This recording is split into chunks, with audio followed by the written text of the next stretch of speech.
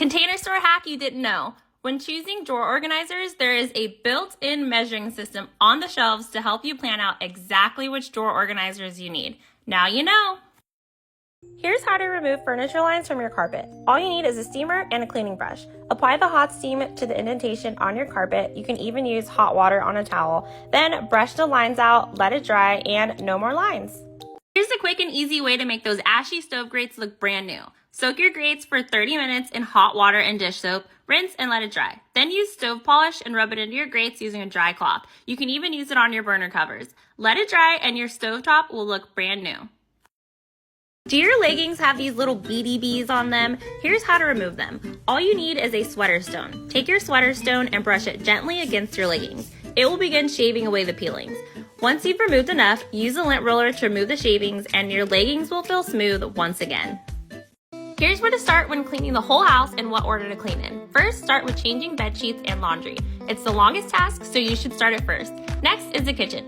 Don't forget to start the dishwasher. Next is dusting. Make sure it's from top to bottom. After dusting, clean the bathrooms and don't forget to empty the trash. The last task is the floors. Vacuum, then mop, and you're done. 3 places you're forgetting to clean before your holiday guests arrive. The first is the trash cans. I'm using the heavy-duty Scotch-Brite sponge to break up the caked-on gunk in these trash cans to rid them of any bad odors. Next is inside the microwave. With my non-scratch Scotch-Brite sponge, I'm gently scrubbing away the stuck-on messes so guests can reheat their food without seeing last month's leftovers. And lastly, I'm cleaning out my utensil drawers so my guests know their food was cooked with clean utensils. Is there anything else I'm forgetting?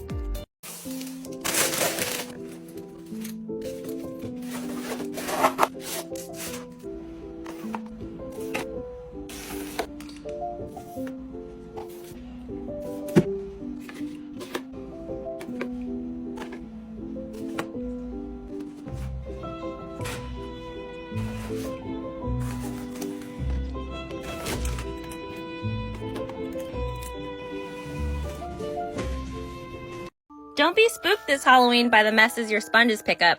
After cleaning your counters and stovetop, your Scotch-Brite sponges should go right in the dishwasher to be sanitized.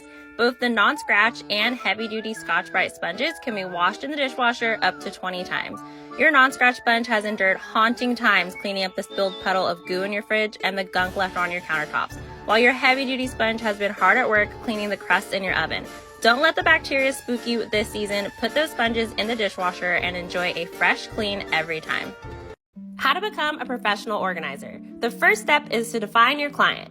Do you want to simply help people declutter their homes and implement practical solutions, or do you want to work with more high-end clients who want pantries like Khloe Kardashian? Next, develop your skills. Read professional organizing books, watch videos from other pros, and practice in your own home. Next, advertise your services. Share content on social media, pass out business cards, and share your new business in community groups. If you want to learn more, the Organizing Business Academy is open now. Did you know that different cookware requires different sponges? Here's how to properly care for your cookware after a meal. To clean a stainless steel pot or pan, use the blue non-scratch Scotch-Brite sponge. Other sponges may leave scratches on your pot. The same goes for glass cookware. You need to make sure that you are not using the heavy-duty sponge. Now for cast iron pans, the heavy-duty Scotch-Brite sponge is the best for the job. Add some salt and scrub your pan with the heavy-duty sponge. Give your pan a quick rinse, then set it on heat to evaporate the moisture. Then buff your pan with some oil. Simply using the proper sponges will ensure the longevity of your cookware. Baddest of them all. Do you wanna dance, baby? I know you see me looking at you on baby. Ooh, I'm in a trance, baby. I need something to wake me up, something to face me. Do you wanna dance, baby? I know you see me looking at you on baby. Ooh, I'm in a trance, baby. I need something to wake me up, something to face me. She's a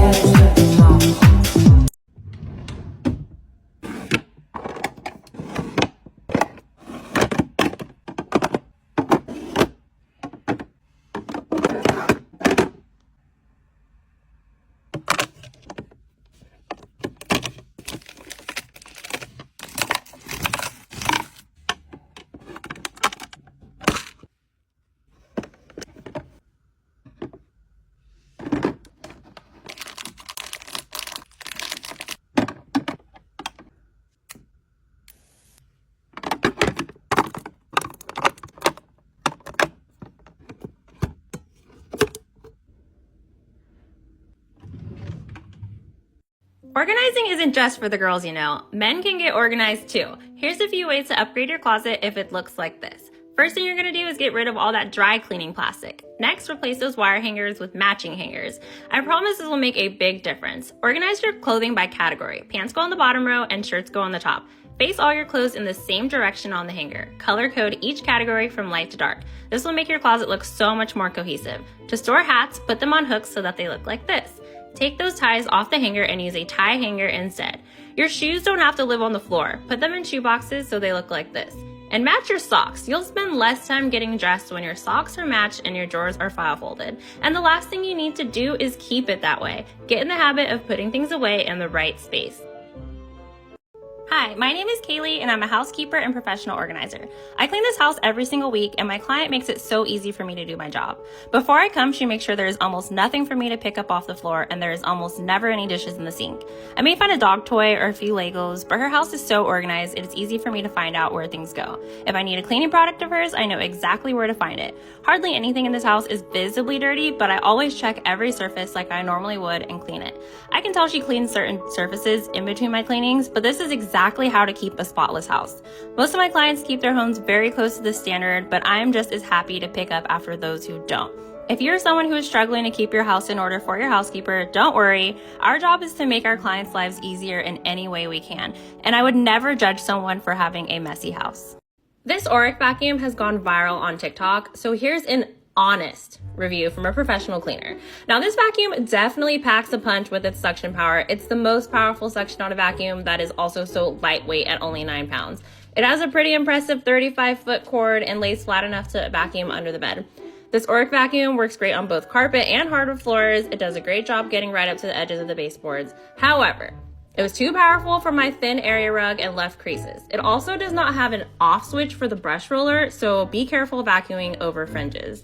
My greatest fault with this vacuum is it doesn't have any attachments or extenders, so you cannot reach behind tight spaces. Overall, I rate this vacuum a 4 out of 5 and would only recommend it for its intended use, which is commercial, or if you're someone with a lot of carpet and don't mind needing a second vacuum with more attachments.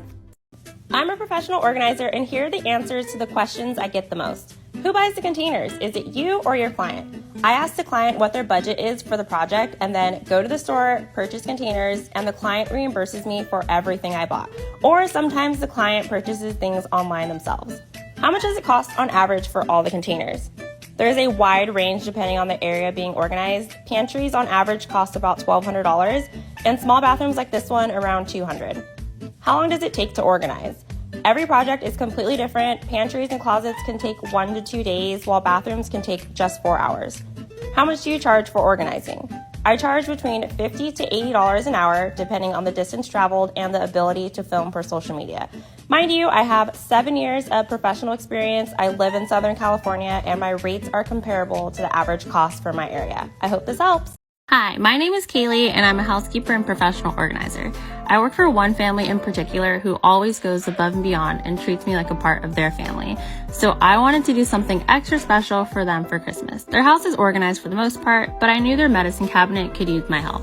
I started by sorting their medicine cabinet into categories and separating everything that was expired and setting those aside so that my client could see what needed to be replaced. Next, I'm using these clear divided bins from the Container Store and placing the medicine in them by category: nasal, topical, adult, pain relief, and last, kids.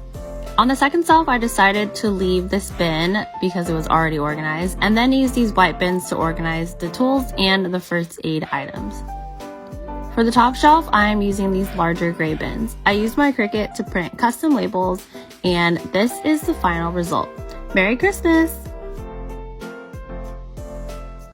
Hi, my name is Kaylee, and it's been 8 years since I started cleaning and organizing homes. I was unhappy working a 9-to-5 office job, so I quit to build something of my own.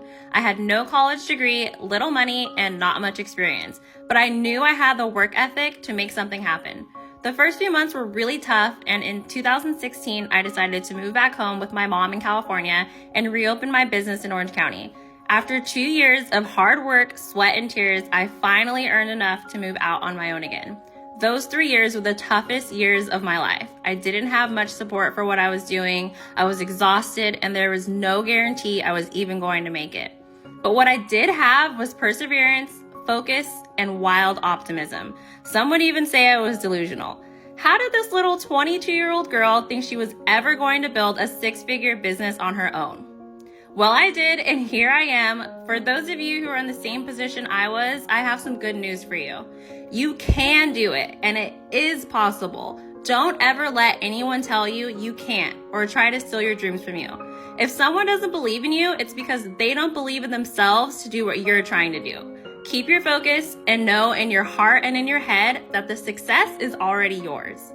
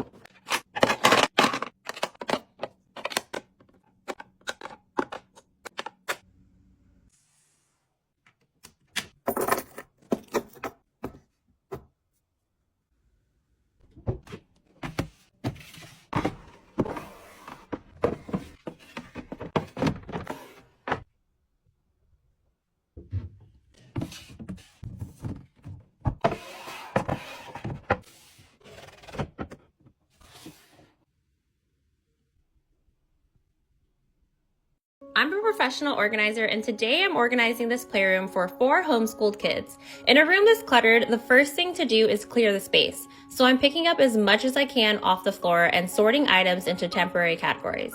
I'm placing toys in one section, crafts in another, and learning materials near mom's desk, which we organize at another time.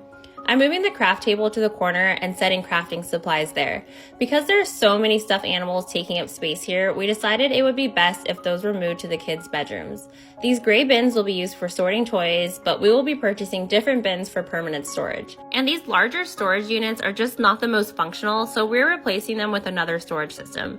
And here we are on day 2. Mom did a great job purging some toys and building the new cabinets, so now it's time to finalize our placements. We purchased 50 of the same clear bins to store toys and crafts, and I'm continuing to further break down categories and put them into their new bins. I'm also moving things around to decide where things will fit best. So although I'm placing things in certain areas, it does not mean this is where they will stay. For a room this dynamic and with so many categories, things will get shifted around until we work through what fits best.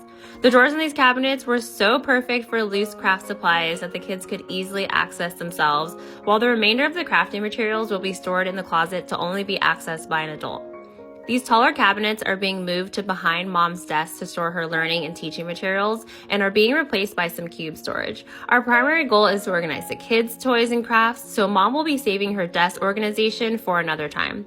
Before I put everything away, I am applying new labels. In the first cube storage, I am leaving the top half open for larger toys and placing toys in bins on the bottom half. The second cube storage is for crafts and Legos. In the cabinets, we are placing more narrow categories of toys. The first and second cabinets have smaller toys and game boards. The third cabinet is for puzzles and card games. And the last cabinet is for crafting sets, paper, activity books, and stickers. The craft table has some shelves on the side, so we're using clear OXO containers to store more craft supplies. We decided to move the Lego table outside and use the drawers underneath to store water toys, bubbles, and other outdoor activities. The last thing to do was move in the new desk, and here is the room all complete. I am so pleased with how this room came together. It took a total of 2 days for me and 1 extra day for mom, and the only thing left is to place a second cube storage on the left side of the closet. I hope you love it as much as I do.